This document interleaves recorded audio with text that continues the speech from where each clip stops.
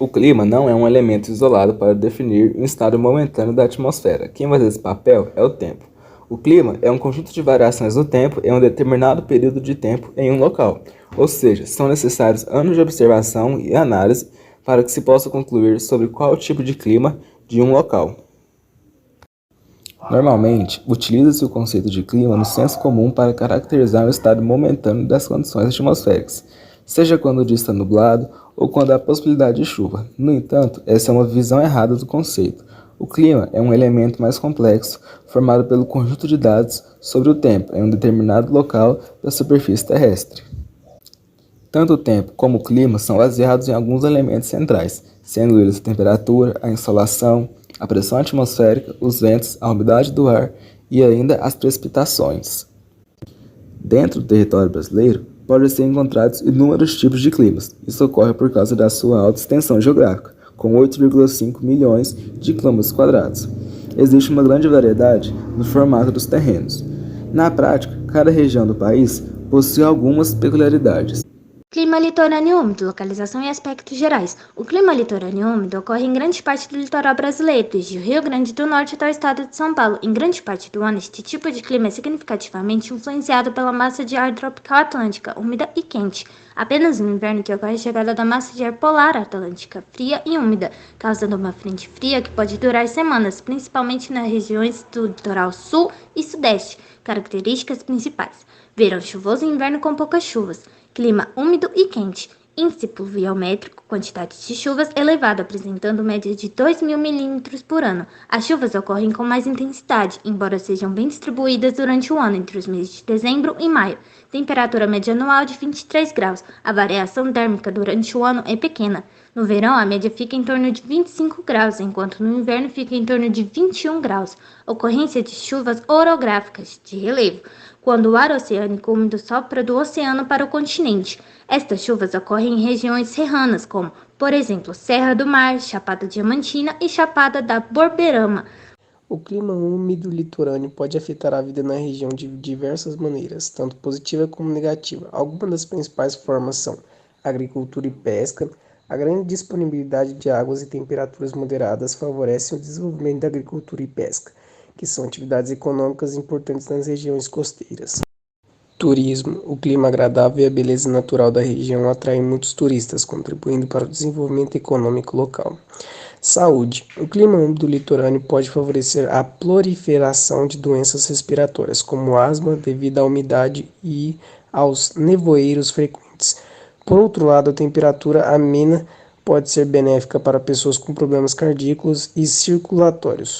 Infraestrutura. A frequência de chuvas pode causar problemas de infraestrutura, como enchentes, deslizamentos de terras e interrupção de estradas e transportes. Meio ambiente. O clima úmido litorâneo favorece a preservação de ecossistemas naturais, como as florestas temperadas, que são importantes para a manutenção da biodiversidade e do equilíbrio ambiental. No entanto, a expansão das atividades humanas, como a urbanização e a agricultura intensa, pode ameaçar este ecossistema, levar à degradação ambiental. Em resumo, o clima úmido litorâneo pode trazer benefícios e desafios para a vida na região, e é importante que as comunidades e governos locais estejam preparados para lidar com esses aspectos de forma sustentável e equilibrada. O Brasil possui 7.366 quilômetros de litoral. Isto é uma área banhada pelo mar, sendo assim existentes diversos tipos de formações vegetais distribuindo por essas áreas, caracterizando assim uma importante diversidade que contribui para uma igual variedade de espécies e animais. Essas riquezas naturais e oriundas da diversidade de climas, relevos que compõem o território brasileiros, podemos classificar as vegetações litorâneas brasileiras em dois principais subtipos: os manguezais retigas, apresentando também vegetação rasteira, e alguns tipos de granizéis. Os manguezais ou magnezais são vegetações encontradas em regiões onde costumam haver encontro entre águas dos rios e dos mares. Trata-se de um ecossistema litorâneo presente em regiões tropical e subtropical. No Brasil, a área dos manguezais está estimada em 25 mil km², o equivalente a 12% de todo o mangue existente no mundo. Eles distribuem-se por praticamente toda a zona litorânea, desde o Oiapoque, no Amapá, até Laguna, em Santa Catarina. Os manguezais são importantes para a manutenção do equilíbrio ambiental, para o clima do nosso planeta e, sobretudo, para as populações que tiram dele o seu sustento, o que toma a sua conservação necessária e urgente, tendo em vista as taxas de degradação deste ecossistema em todo o mundo. Temos aqui um controlador de efeito estufa. O manguezal tem uma competência de fixar carbono quase 10 vezes superior à das florestas tropicais. Isso é bastante novo, isso é muito recente, essa informação. E além de tudo, o mangue ainda é o berçário da vida marinha. O emaranhado de raízes submersas abriga centenas de espécies de animais. Esse é o baiacu, é uma das primeiras espécies de peixe que entra quando a maré enche. Baiacu sem espinho, é um filhote. Está procurando a região justamente para se proteger entre as raízes. A pesca costeira depende muito dessa proteção.